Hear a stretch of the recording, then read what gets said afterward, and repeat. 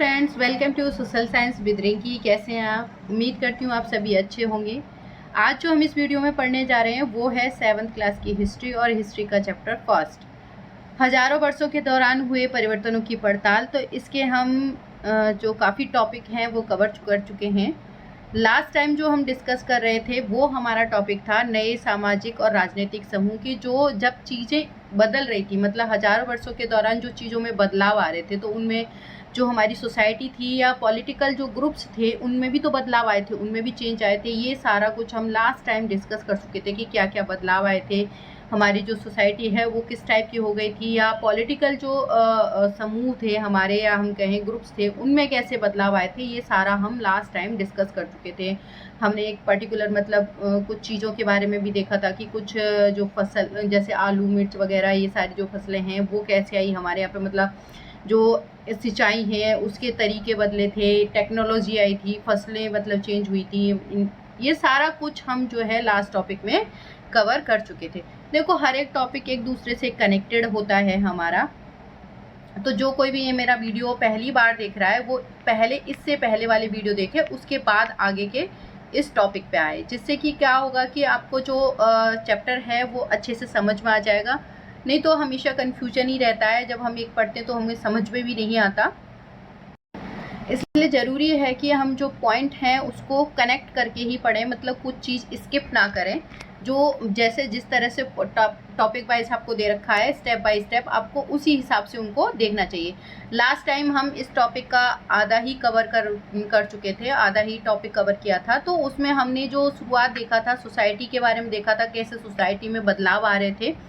और दूसरा हमने एक टर्म था पर्यावास के बारे में पढ़ा था कि इसका तात्पर्य क्या होता है, कि जो क्षेत्र है या पर्यावरण, वहाँ रहने वाले जो सामाजिक और आर्थिक जीवन शैली है उसको हमने क्या कहा था, पर्यावास कहा था। तो लास्ट जो हमारा डिस्कशन का मेन पॉइंट, मतलब एक तरह से कहें, यहाँ हमने ख़त्म कर दिया था ये सारी चीज़ें। तो अब जो हम नेक्स्ट हम पढ़ने जा रहे हैं, तो जैसे हमारी नई नई जो सोसाइटी जब इन्मर्ज हुई थी, मतलब सोसाइटी जब बनी थी, तो कुछ ग्रुप्स भी बने थे। जैसे हमने लास्ट टाइम मराठा वगैरह इनके बारे में, लास्ट टाइम सिख मराठा वगैरह इनके बारे में हमने पढ़ा था। तो अब क्या होगा कि ये जो ग्रुप्स बने, इसके बाद अब क्या है, जातियां बनने लग जाएंगी, मतलब जो कास्ट बनना शुरू हो जाएंगी। अब वो कास्ट कैसे बनी थी, कैसे इन्मर्ज हुई थी, ये सारा कुछ हम इस टॉपिक में कवर करेंगे। तो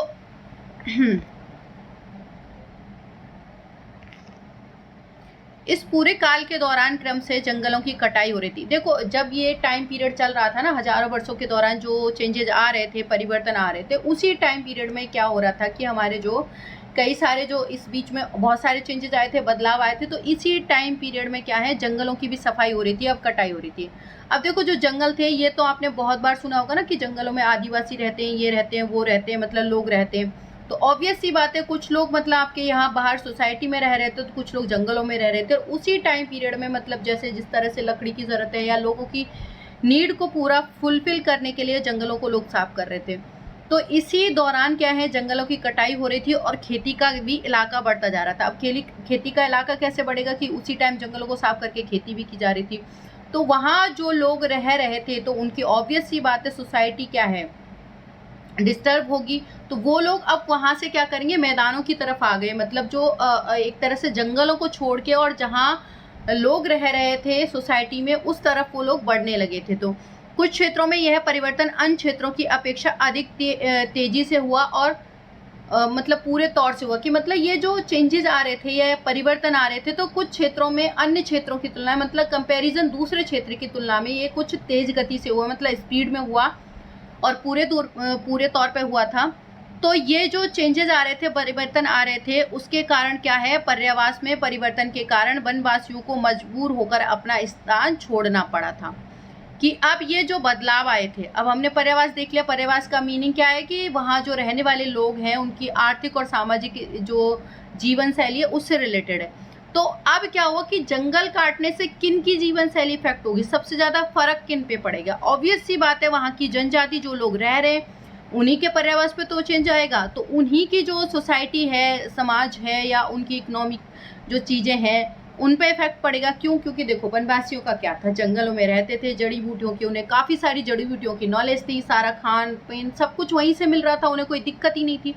लेकिन जब आप उनके जंगलों को ही साफ कर दोगे, देखो घरों को, उनके लिए तो उनका जंगल ही घर होता था, सब कुछ होता था, लेकिन जब आप उनके जंगलों को ही साफ कर दोगे तो वो कहाँ आके रहेंगे? तो जहाँ आप लोग रह रहे हो तो आपकी सोसाइटी में आके रहेंगे, जैसे आप रह रहे हो आपको देखेंगे, फिर उसी हिसाब से करेंगे। तो ये जो जंगल कट रहे थे या तेजी से जो चेंजेस आ रहे थे, बदलाव आ रहे थे, उनका जो सबसे ज्यादा इफेक्ट पड़ा था वो किन पे पड़ा था? वनवासियों पर पड़ा था। तो वनवासियों को मजबूर होकर अपना स्थान, अब देखो मजबूर हो जाएंगे वो तो अपना स्थान छोड़ने पर, अपनी जगह छोड़ने पर मजबूर हो जाएंगे। ऑब्वियस सी बात है, आप जंगल साफ कर दोगे तो वो क्या करेंगे भाई? जिंदा रहने के लिए कुछ तो काम करेंगे। कुछ वनवासी जमीन की जुताई करने लगे और कृषक बन गए। अब क्या होगा? कुछ लोग भाई देखो कहेंगे, ऑब्वियस सी बात है कि भाई जिंदा रहने के लिए कुछ तो काम करना पड़ेगा।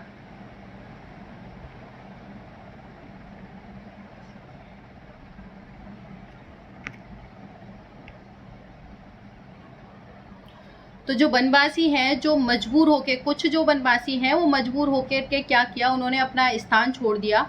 तो कुछ वनवासियों ने क्या है, जमीन की जुताई करने लगे और कृषक बने कि यहाँ पे जमीन को जोता और कृषक बन गए। कृषकों के नए समूह को क्षेत्रीय बाजार, मुखिया, पुजारियों और मठ और मंदिरों से प्रभावित होने लगे।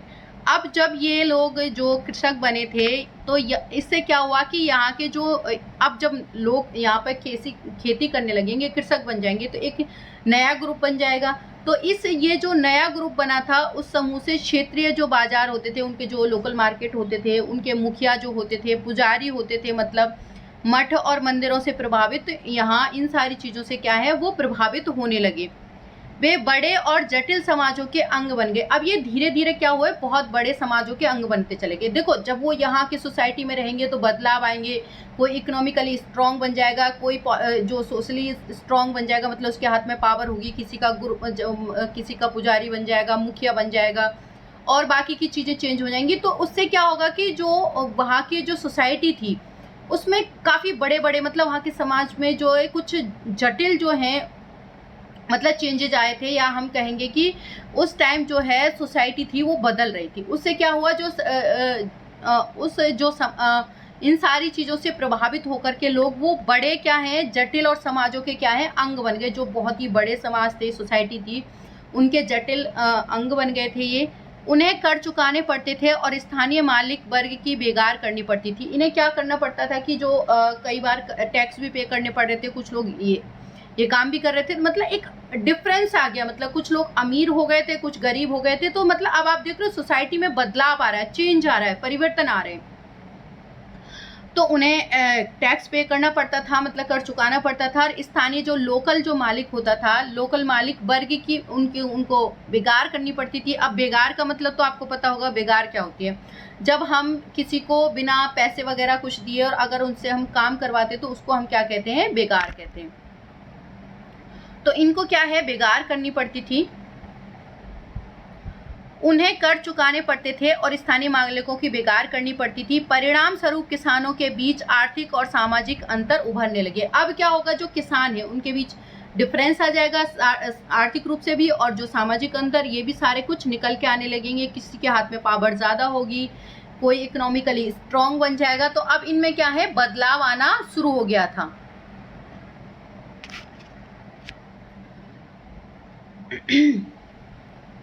कुछ के पास उपजाऊ जमीन होती थी तो कुछ लोग मवेशी रखते थे। अब देखो उनके किसी के पास तो जमीन होती थी, उस पर खेती करता था, तो वो पैसे वाला, मतलब एक तरह से धीरे धीरे पैसे इकट्ठा करके जो भी है उसमें धीरे धीरे पैसे वाला बनता चला गया था। कुछ लोग मवेशी भी पालते थे, मतलब जैसे जो गाय भैंस वगैरह ये लोग वो भी पालते थे। और कुछ लोग खेती के समय, खाली समय में दस्तकारी आदि का कुछ काम करते थे। मतलब कुछ लोग जो होते थे, जैसे खेती के टाइम पे ही मतलब काम होता था, जब खेती में काम नहीं है तो खाली टाइम में वो क्या है, दस्तकारी का भी काम करते थे। मतलब जैसे जूते चप्पल बनाने का ये सारा कुछ काम नहीं होता, दस्तकारी मतलब उस टाइप का। जैसे जैसे समाज में अंतर बढ़ने लगे, लोग जातियों और उपजातियों में, अब देखो ये चीजें जब अमीर गरीब की खाई मतलब बढ़ जाएगी, मतलब जो सोशली जो है, मतलब जो ग्रुप्स बनना शुरू हो जाएंगे, मतलब तो ये क्या है, एक तरह से जो हमारा समाज है, सोसाइटी है, उसमें अंतर बढ़ने लगेंगे तो लोग क्या है जातियों में उपजातियों में बंटने लगेंगे। पहले क्या होता था, कास्ट का ये फॉर्मूला होता था, जैसे अगर आप जो भी काम कर रहे हो वो आपकी कास्ट बन जाती थी। अगर आप जैसे कोई पेंटर वगैरह का काम कर रहे हो तो आप कलाकार हो, या मतलब जो अगर आप लड़ाई लड़ने का काम कर रहे हो तो आप क्षत्रिय हो। जैसे हम 4 वर्णों की शुरुआत में 4 वर्णों की बात कर रहे हैं। हमारा पहला वर्ण है हमारा ब्राह्मण वर्ग, और दूसरा हमारा वैश्य हो गया, हमारा तीसरा क्षत्रिय हो गया, और फोर्थ हमारा शूद्र हो गया। जो ब्राह्मण होता है वही पंडित जो कर्मकांड ये मतलब ये हवन यज्ञ वगैरह कराने का काम होता था। उसके बाद जो हमारा वैश्य जो होता था उसमें क्या है, आपका जो भी ये जो व्यापार वगैरह करने का काम होता था वो होता था क्षत्रिय, सॉरी सेकंड हमारा क्षत्रिय होता था, जो लड़ाई झगड़े मतलब ये सेना का काम होता था, ये आपका सेकंड वर्ग ग्रुप करता था। थर्ड जो हमारा होता था वैश्य होता था। वैश्य में मतलब जो बिजनेस वगैरह जो भी काम होते थे मतलब बिजनेस वगैरह के, वो सारा ये वाला वर्ग करता था। तीसरा हमारा जो था वो था शूद्र वर्ग, जो इन सब की सेवा के लिए एक तरह से बनाया गया था या हेल्प करता था, इसलिए उसको एक निम्न वर्ग भी माना जाता था। तो इस तरह से हमारी सोसाइटी बटी हुई थी। देखो ये चीजें तो बाद में हुई, इससे पहले जो सोसाइटी थी वो क्या थी कि आप जो कोई भी काम कर रहे हो उस काम के बेस पे आपको वही मान लिया जाएगा एक तरह से, या आपकी जो कास्ट है वही हो जाएगी। अगर आप मतलब एक तरह से कहो कि जैसे अगर खेती का काम कर रहे हो तो ऑब्वियस सी बात है कृषक बन जाओगे आप। अगर चाहे भली पैदा किसी शूद्र के ही घर में ही क्यों नहीं हुए, मतलब कोई निचली कास्ट में, लेकिन अगर आप पढ़े लिखे हो, आपको जो वेदों का नॉलेज है, ज्ञान है, और अगर आप पढ़ लिख सकते हो तो ऑब्वियस सी बात है आप पंडित बन जाओगे। क्योंकि आपके काम के बेस पे क्या है, आपको कास्टिज्म किया जा रहा है, आपका मतलब ये जाति बताई जा रही है। धीरे धीरे लेकिन जब ये परिवर्तन हुए, चेंज हुए, बदलाव आए थे, तो हमारी जो जातियां हैं अब और उपजातियों में बंटने लगी। जैसे आप देखोगे कि हिंदुओं में भी कई टाइप के हिंदू, मतलब हिंदुओं में भी आपको ब्राह्मण मिल जाएंगे, ये चारों ग्रुप्स वगैरह मिल जाएंगे। ब्राह्मणों में भी कई टाइप के ब्राह्मण, कोई मिश्रा, कोई पता नहीं क्या क्या, मतलब वगैरह वगैरह बहुत सारे। आप अदर कास्ट में भी देखोगे, एससी में, एसटी में, मतलब काफी सारे जो हैं कास्ट इनमें इंक्लूड, मतलब जातियों की उपजातियों में ये डिस्ट्रीब्यूट होने लगे। मतलब जितना डिफरेंस इन लोगों में, जितना इकोनॉमिकली और जो सोशली जो चेंजेस आने लगे थे, उसी हिसाब से जो हमारी जातियां उपजातियों में क्या है बटने लग गई थी। हमारी जातियां उपजातियों में बटने लग गई थी, और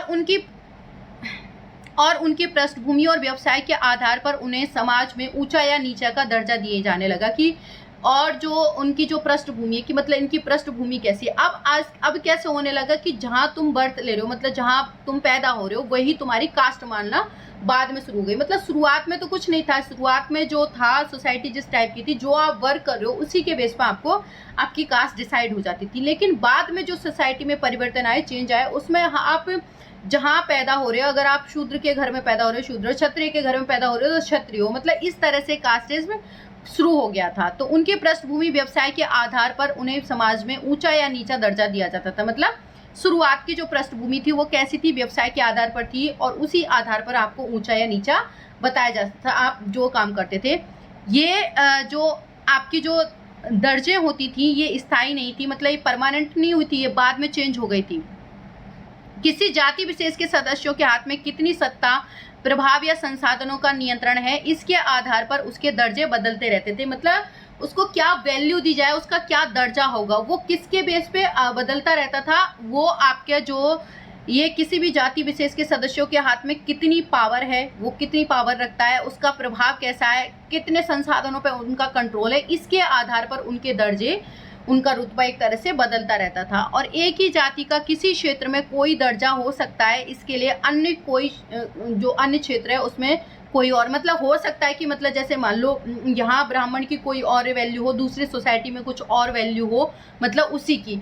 तो मतलब किसी भी, जैसे आपने नहीं देखोगे कि जैसे हम हर कास्ट, मतलब आज के टाइम में आप देख रहे हो SC ST, तो लेकिन सेंट्रल में तो सबको एक माना जाएगा, जो ST हैं वो सब किसी भी स्टेट के हैं वो सेम है। लेकिन आप अलग अलग स्टेट में जाओगे तो आप अगर जैसे राजस्थान से हो तो आप राजस्थान के ST हो, तो दूसरे अगर यूपी में जाओगे तो आप वहाँ जनरल में काउंट होगे, वहाँ जो ST कास्ट में कोई और ही काउंट हो रहा होगा। जैसे आप SC का ले लो, SC यूपी में कोई और है लेकिन राजस्थान में SC कास्ट में कोई और इंक्लूड हो रहा है। तो उसी आधार पर मतलब जो दर्जे जो हैं बदलते रहते थे। एक ही जाति का किसी क्षेत्र में कोई और दर्जा होता था और किसी और अन्य का कोई और दर्जा होता था। मतलब इस तरह से जो क्या है ये चीजें बदलती रहती थी।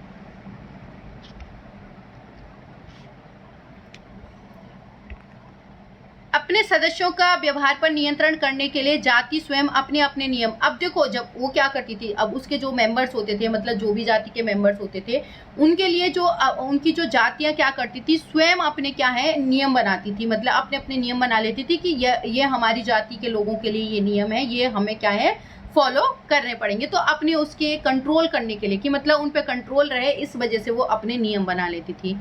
इन नियमों का पालन जाति के बड़े बुजुर्गों की सभा करवाती थी। अब देखो, कोई अगर मैं मान लो जैसे मैं कोई अपनी एक कम्युनिटी या कास्ट के लिए कोई रूल्स रेगुलेशंस बनाऊं और मैं कहूं कि आपको इनको फॉलो करना, ऑब्वियस सी बात है मुझे कोई नहीं सुनेगा। लेकिन अगर मेरे दादाजी परदादाजी, मतलब जो बुढ़े बड़े लोग हैं, बुजुर्ग लोग हैं, उस बात को कहेंगे तो 10 लोग उसे सुनेंगे भी और उसको फॉलो भी करेंगे। तो ये जो जातियां हैं स्वयं के मतलब जो उसके लिए कानून बनाती थी, नियम बनाती थी, मतलब कंट्रोल करने के लिए, नियंत्रण करने के लिए।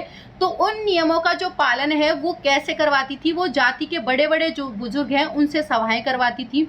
जिससे कुछ इलाकों में क्या है, अब कुछ इलाकों में क्या कहा गया जाता था, इनको जाति पंचायत कहा जाता था। इसको अंडरलाइन कर लेना बेटा।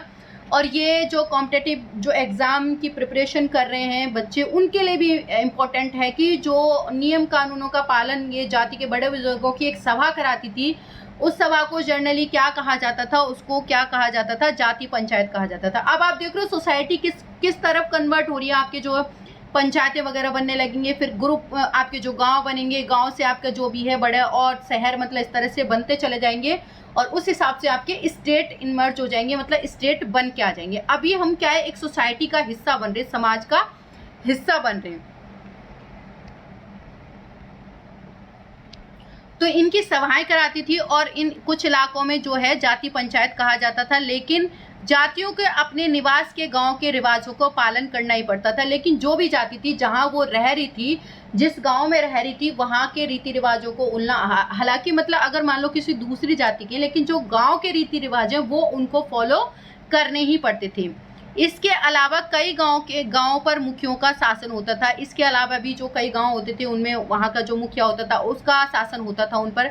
मिल मिलाकर वे किसी, और अब देखो जब वो गांव का एक मुखिया बन गया, फिर बहुत सारे गांव को मिलाकर क्या है, एक राज्य की एक छोटी इकाई भर होती थी। मतलब ये जो मुखिया जो शासन करते थे, ये जो छोटे छोटे जो आपके गांव होते थे, वो क्या है, राज्य का एक इकाई होता था। मतलब इकाई इन द सेंस एक हिस्सा ही होता था, मतलब इकाई भर होती थी। यहाँ कुछ इन्फॉर्मेशन है, इसको पढ़ लेते हैं। इस अनुभाग में जो प्रौद्योगिकी, आर्थिक और सामाजिक और सांस्कृतिक परिवर्तन वर्णित हैं, कि मतलब जो ये आपका जो पार्ट दे रखा है, अनुभाग मतलब पार्ट जो दे रखा है, उस अनुभाग में जो भी आपके टेक्नोलॉजिकली, आर्थिक और सोशली जो और जो कल्चरली जो परिवर्तन है वो बता रखे हैं कि किस तरह से ये चीज़ें बदल रही थी, चेंज हो रहे थे। उनमें से कौन कौन से परिवर्तन आपकी समझ में, आपके शहर और गांव में महत्वपूर्ण है, ये आप देख लेना कि कौन कौन से इम्पोर्टेंट हैं। तो ये हमारा जो कास्ट वाला टॉपिक कवर हो चुका है कि किस तरह से अब पहले जो गांव, मतलब किस तरह से सोसाइटी बनी और अब सोसाइटी से वो एक तरह से गांव बनने लगे। और ये गांव क्या थे, स्टेट के हिस्से थे। अब देखो स्टेट बनेंगे, राज्य बनेंगे, रीजन बनेंगे, मतलब क्षेत्र बनेंगे, और क्षेत्र से क्या है फिर साम्राज्य बनेंगे। तो हम अब क्या बनाएंगे, साम्राज्य बनाएंगे। फिर साम्राज्य बनाएंगे तो भाई राजा भी बनाएंगे। तो अगले जो चैप्टर है उसमें राजा भी बना देंगे। हालांकि नेक्स्ट टॉपिक में तो अभी हम क्षेत्र और साम्राज्य ही बनाएंगे। तो मिलते हैं नेक्स्ट वीडियो में। Thank you so much.